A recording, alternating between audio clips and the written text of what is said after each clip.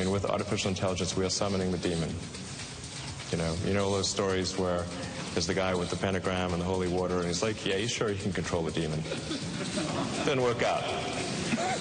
An article that has 1,000 words, technically all 1,000 words could have made it onto X somehow. And effectively, now you have this remarkable repository. And I wonder how you think about that, again, and how you think the creative community and those who were the original IP owners should think about that.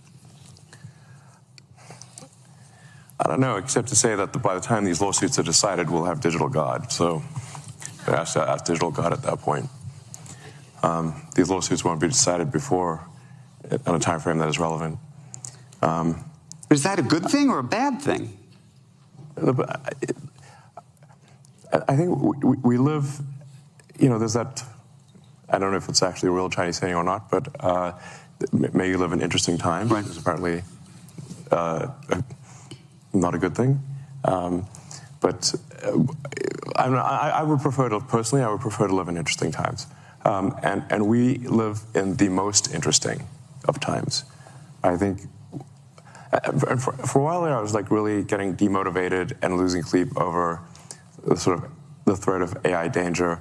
And then I finally sort of became fatalistic about it and said, well, even if I knew annihilation was certain, would I choose to be alive at that time or not? And I said I probably would choose to be alive at that time because it's the most interesting thing, even if there's nothing I could do about it.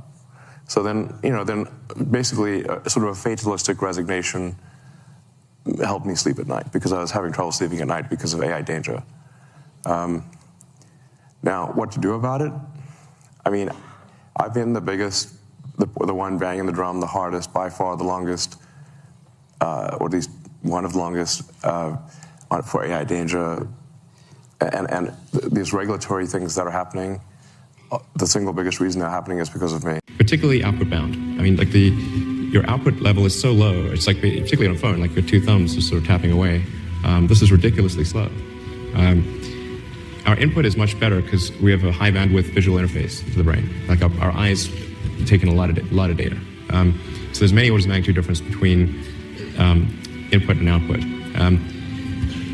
So mostly, effectively merging in a symbiotic way with digital intelligence revolves around eliminating the I/O constraint. So it'd be some sort of direct cortical interface. And you called it a neural lace? Neural lace, yeah. It's totally not Google Glass, right? No, I'm talking about something but it's which... like you wear it? Or you... No, I mean, it would be... I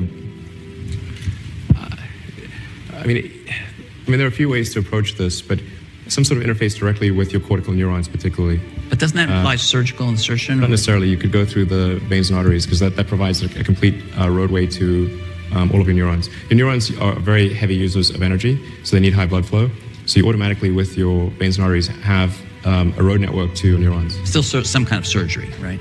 It doesn't involve... It doesn't involve, like chopping your skull off or anything like that. This is why it becomes so important to understand the novelty and the viability of neuroscience is being leveraged as weapons. We then have the use of nanoparticulate agents, aerosolizable nanomaterials that can be breathed in and disrupt blood flow and neurological network activity, that can be used as an enclosed weapon, or perhaps that can be used as a more broad weapon of disruption and destruction. We also have the capability to utilize nanomaterials to get electrodes into a head and to create a vast array of viable sensors and transmitters. This is DARPA's N-Cubed program, next generation non-invasive neuromodulation, utilizing these techniques and technologies to create vast arrays of implantable electrodes that need not be put into the brain surgically, that are then able to read from the brain and write into the brain remotely in real time. I mean, I sometimes describe this technology revolution as the 21st century equivalent of the 19th century industrial revolution, maybe more so. Give us your sense of the scale of this revolution, where it's taking us, and its implications, particularly for a lot of the people who are here today who are in government. Well, about 18 months ago, when we began to fully grasp what the people at OpenAI, ChatGPT had achieved, a level of artificial intelligence that would actually advance human thinking, We created neural networks that could answer questions that human brains would struggle with.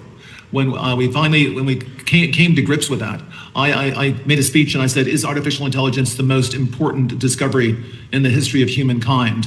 And question mark, maybe. We'll soon find out. 18 months later, I think it's very, very clear. It is a much bigger deal than the Industrial Revolution, electricity, everything that's come before.